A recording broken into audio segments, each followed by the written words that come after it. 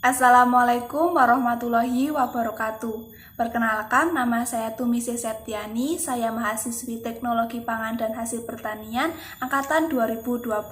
Pada video ini, saya akan mereview sebuah jurnal untuk memenuhi tugas dari mata kuliah Evaluasi Gizi dalam Pengolahan Pangan. Judul jurnal yang saya review adalah Change of Aggregation and Structural Properties of Heat Denatured Gluten Protein in Fast Frozen Steamed Bird during Frozen Storage yang dilakukan oleh Kion dan kawan-kawan pada tahun 2021. Berikut ini yang saya ulas terkait jurnal itu meliputi pendahuluan yang dilanjutkan dengan bahan dan metode yang digunakan, lalu ada hasil penelitian, dan diakhiri dengan kesimpulan. Baik, kita mulai dengan pendahuluan. Roti kukus merupakan makanan pokok tradisional Cina. Hampir sekitar 40% negara Cina menyumbang konsumsi gandum. Berbeda dengan proses pemanggangan, proses pengukusan membuat roti lebih lembut dan lembab remah-remah. Hal inilah yang menyebabkan roti kukus memiliki umur simpan yang pendek karena kandungan airnya tinggi sekitar 40%. Sehingga terjadi keterbatasan dalam pengembangan produknya. Untuk mengatasi hal ini, proses pembekuan diterapkan untuk menghasilkan roti kukus beku cepat. Akan tetapi, meskipun proses pembekuan efektif untuk mengurangi aktivitas air dan memperpanjang umur simpan, pada produk tepung terjadi penurunan kualitas selama penyimpanan bekunya. Hal ini disebabkan karena selama penyimpanan beku, air akan berubah menjadi es sehingga terjadi perubahan distribusi air dalam adonan.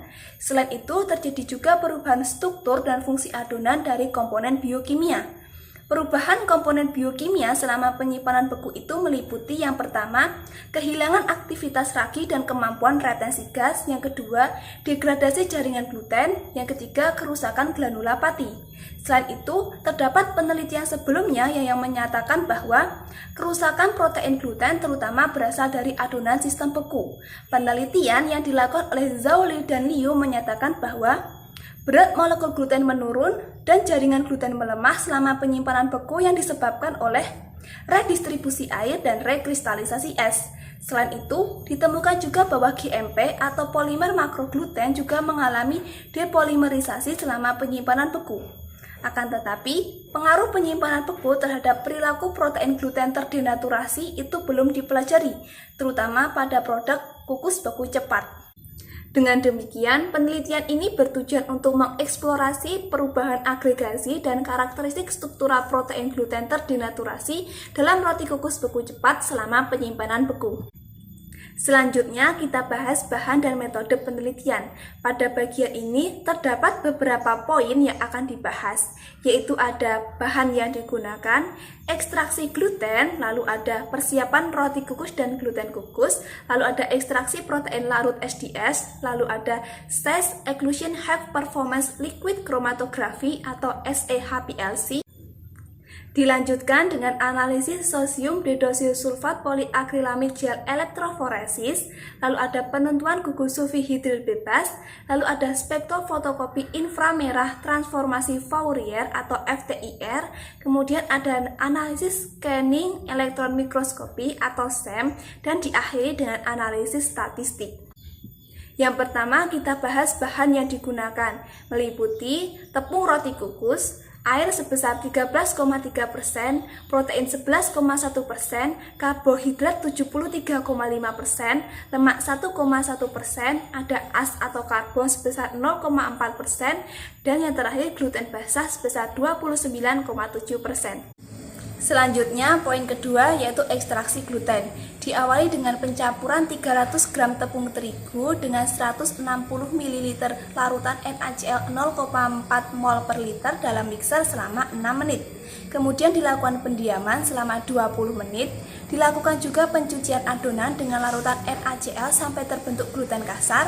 Lalu dilakukan pencucian dengan air untuk menghilangkan larutan NaCl-nya dan dilakukan penliofilisasi gluten basah.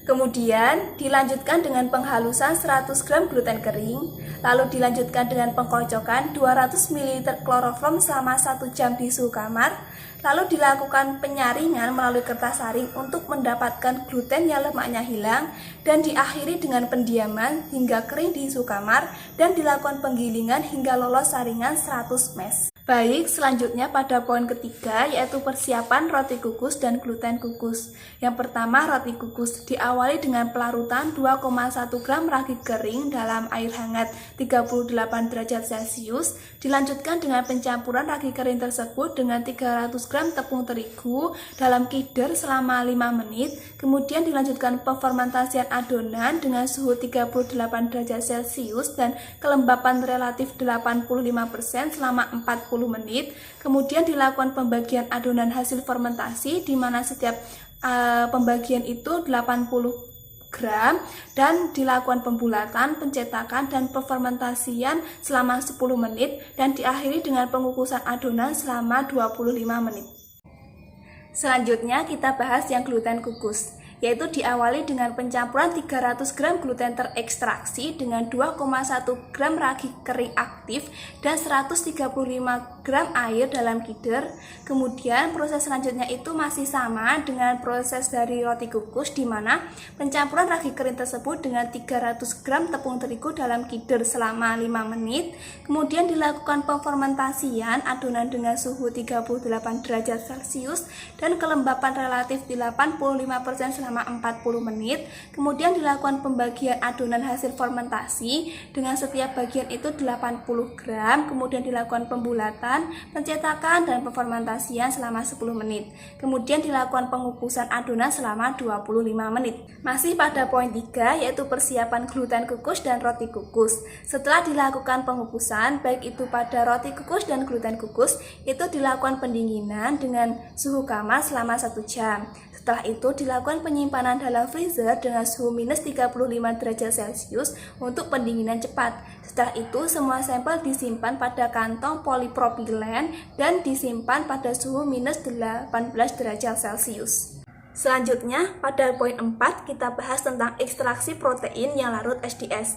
Pada bagian ini terdapat dua kondisi, yaitu kondisi non-produksi dan kondisi produksi. Pada kondisi non-produksi, di mana sampel beku kering yang mengandung 1,7 mg protein disuspensasikan dengan 1 ml buffer natrium fosfat 0,1 mol per liter dengan pH 6,9 yang mengandung 0,5% SDS. Kemudian dicampurkan selama 30 detik, lalu dilakukan pengkoncokan selama 20 menit dalam suhu kamar. Selanjutnya, supernatannya dikumpulkan setelah disuspensasikan 10.000 gram selama 10 menit dan kemudian disaring melalui kertas filter 0,4 ml sebelum dianalisis SEHPLC. Baik, selanjutnya kita bahas yang kondisi produksi, yaitu sampel beku kering dilarutkan dalam 1,0 ml buffer SDS dengan 1,0% DTT, kemudian dilakukan pencampuran selama 30 detik, lalu dilakukan pengkocokan selama 2 jam pada suhu kamar.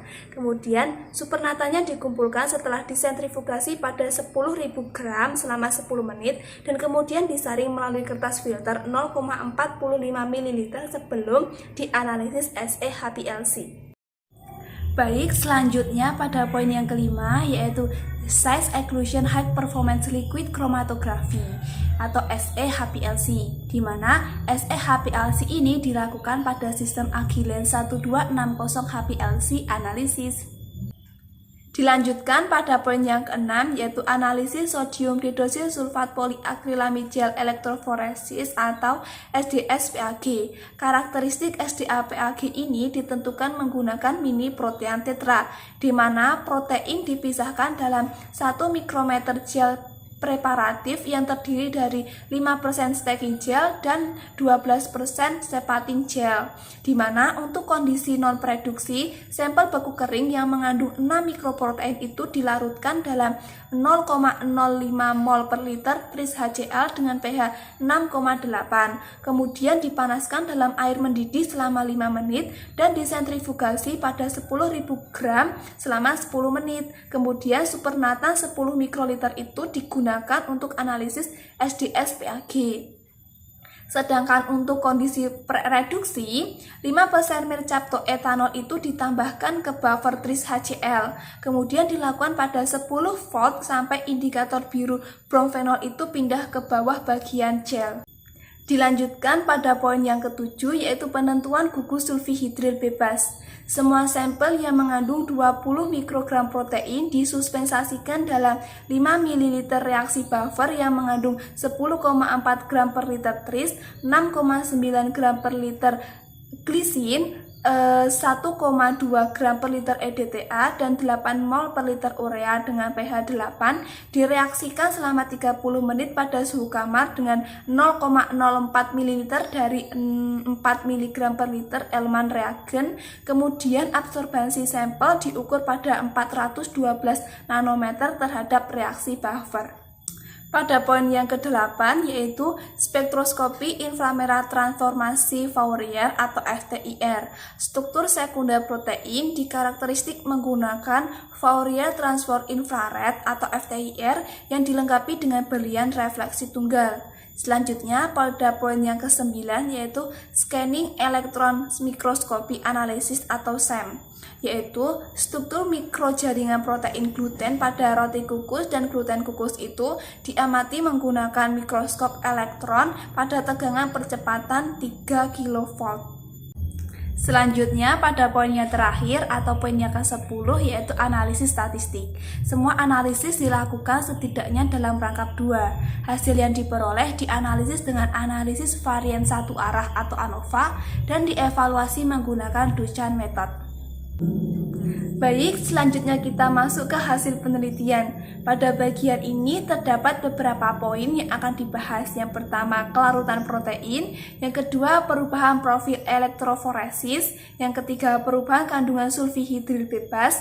Yang keempat, perubahan struktur sekunder. Dan yang kelima, scanning elektron mikroskopi atau SEM analisis.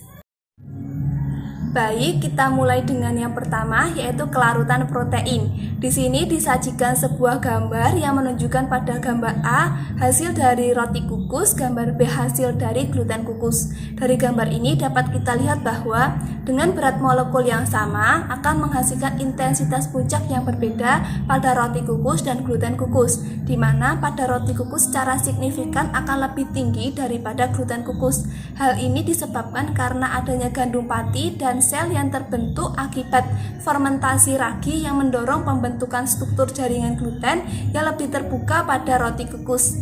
Dengan demikian, gluten pada roti kukus akan lebih cenderung terdepolimerisasi selama penyimpanan beku. Depolimerisasi polimer protein menghasilkan peningkatan protein yang larut SDS baik itu pada roti kukus maupun pada gluten kukus. Selanjutnya masih di poin yang pertama yaitu kelarutan protein. Selama penyimpanan beku terjadi peningkatan total kandungan protein yang larut SDS pada roti kukus dan gluten kukus. Peningkatan pada roti kukus dari 10,28% menjadi 12,54%, sedangkan pada gluten kukus peningkatan terjadi dari 9,17% menjadi 10,91%. Peningkatan kelarutan protein ini menunjukkan bahwa terjadi kehancuran internal struktur di roti kukus dan gluten kukus yang disebabkan oleh redistribusi air dan rekristalisasi es yang dikonfirmasi oleh hasil SEM. Baik, dilanjutkan dengan poin yang kedua yaitu perubahan profil elektroforesis. Di sini disajikan sebuah gambar di mana gambar A ini menunjukkan hasil dari kondisi non-produksi, gambar B menunjukkan hasil dari kondisi produksi.